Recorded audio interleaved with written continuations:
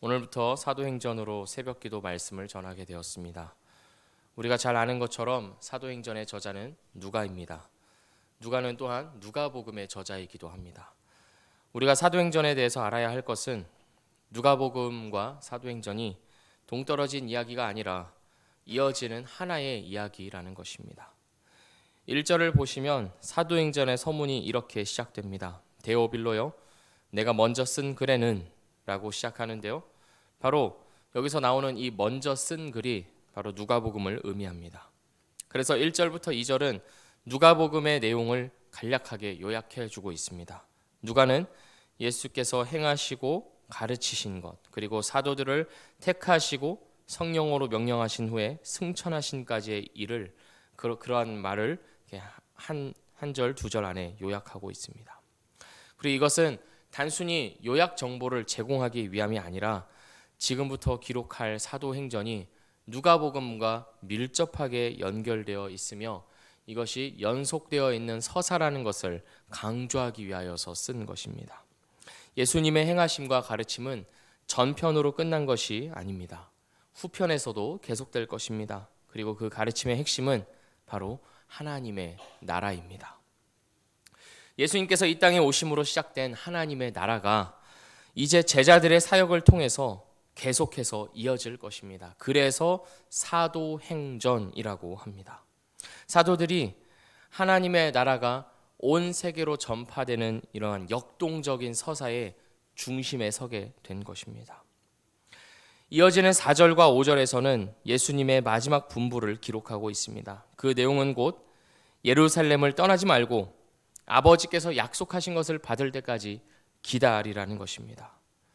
아버지께서 약속하신 것이 무엇입니까? 그것은 요엘 2장 28절, 그리고 이사야 32장 15절, 그리고 이사야 44장 3절에서 약속된 것으로서 바로 성령님을 의미합니다. 제가 방금 말씀드린 구절들을 읽어드리겠습니다. 요엘 2장 28절입니다. 그 후에 내가 내 영을 만민에게 부어주리니 너희 자녀들이 장래일을 말할 것이며 너희 늙은이는 꿈을 꾸며 너희 젊은이는 이상을 볼 것이며 이사야 말씀입니다. 마침내 위에서부터 영을 우리에게 부어주시리니 광야가 아름다운 밭이 되며 아름다운 밭을 숲으로 여기게 되리라. 이사야 44장 3절입니다. 나는 목마른 자에게 물을 주며 마른 땅에 시내가 흐르게 하며 나의 영을 내 자손에게 나의 복을 내 후손에게 부어주리니.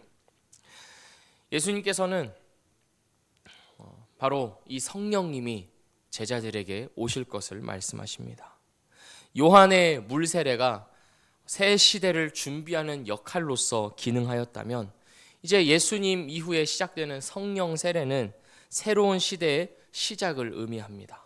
이 성령 세례는 제자들과 또한 제자들을 통하여서 이루어갈 교회가 하나님 나라의 일을 감당할 수 있는 능력을 입기 위해 반드시 필요한 절차입니다.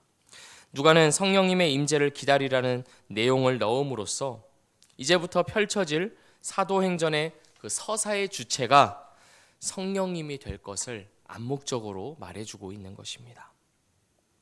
이어지는 6절과 11절은 부활하신 예수님과 사도들의 마지막 모임을 기록하고 있습니다. 제자들은 예수님으로부터 성령의 약속과 하나님 나라의 비전을 듣고 나서 그것이 구약에 약속된 종말에 나타날 이스라엘의 회복의 증거인지 묻습니다. 제자들이 기대했던 것은 무엇입니까? 제자들이 기대했던 이스라엘 나라의 회복은 바로 로마로부터의 독립과 이방 나라들에 대한 하나님의 심판입니다. 하지만 그들은 하나님께서 의도하고 계시는 그 회복의 범위가 그들의 기대를 훌쩍 뛰어넘어서 이스라엘에 국한되어 있는 것이 아니라 전 세계를 향하고 있다는 것을 아직은 모르고 있습니다. 예수님은 제자들의 이 질문에 대해서 부정도 긍정도 하지 않으신 채 다만 그때와 시기는 하나님 아버지의 절대적 주권에 있기 때문에 제자들이 알 필요가 없다고 말씀하십니다. 사도들과 달리 예수님의 관심은 하나님 나라의 전파에 있어서 제자들이 무엇을 감당하느냐에 있습니다. 그 때와 시기가 언제냐 하는 것이 중요한 것이 아니라 그 때와 시기가 올 때까지 해야 할 것이 무엇이냐 하는 것입니다. 바로 오늘 말씀 8절입니다. 오직 성령이 너희에게 임하시면 너희가 권능을 받고 예루살렘과 온 유대와 사마리아와 땅 끝까지 이르러 내 증인이 되리라 하시니라. 누가복음 9장을 보면 예수님께서 제자들에게 권능을 주신 후에 마을들로 파송하는 일이 있었습니다. 그래서 그 사건은 본격적인 하나님 나라의 사역을 준비하는, 예비하는 하나의 그림자와 또 같은 사건이었습니다.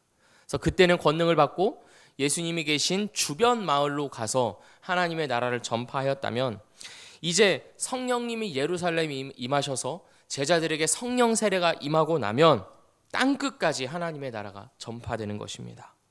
예수님은 이스라엘 나라의 회복과 그 때를 묻는 제자들에게 이렇게 말씀하신 것입니다. 그 나라의 회복은 민족과 영토와 역사를 넘어서 하나님의 창조세계 전체로 확대되는 것이다. 그리고 나는 너희를 그 영광스러운 일을 수행하는 자들로 불렀다. 나는 너희 가운데 임재하시는 성령의 능력으로 이 일을 이루어 갈 것이다. 사도행전은 바로 이러한 사명에 부름받고 동참했던 자들의 이야기입니다. 예수님은 이 마지막 명령을 주신 후에 승천하십니다. 마치 지상에서의 모든 사역을 마치신 아들을 하나님 아버지의 영광의 손이 품어 가시듯 신비롭고 장엄한 광경이 제자들의 눈앞에 펼쳐집니다. 이 장면은 제자들이 증인의 사명을 감당할 수 있게 하는 또 다른 증거로서 주어진 것입니다. 그리고 이 확실한 증거, 예수님의 승천을 눈으로 직접 보는 이 증거를 얻은 제자들에게 천사들이 나타나 말합니다. 10절 말씀입니다. 올라가실 때 제자들이 자세히 하늘을 쳐다보고 있는데 흰옷 입은 두 사람이 그들 곁에 서서 이르되 갈릴리 사람들아 어찌하여 서서 하늘을 쳐다보느냐. 천사가 뭐라고 말하고 있는 것입니까? 이제 제자들이 하늘에 올라가신 예수님을 신기하다고 하면서 계속해서 쳐다볼 때가 아니고 시선을 땅으로 돌려서 예수님께서 맡기신 사명을, 심겨주신 복음을 이제는 전해야 하는 때라는 것입니다. 이제는 새로운 시대가 된 것입니다. 이제는 예수님께서 가지고 오신 하나님의 나라가 예수님에게만 한정되어 있지 않습니다.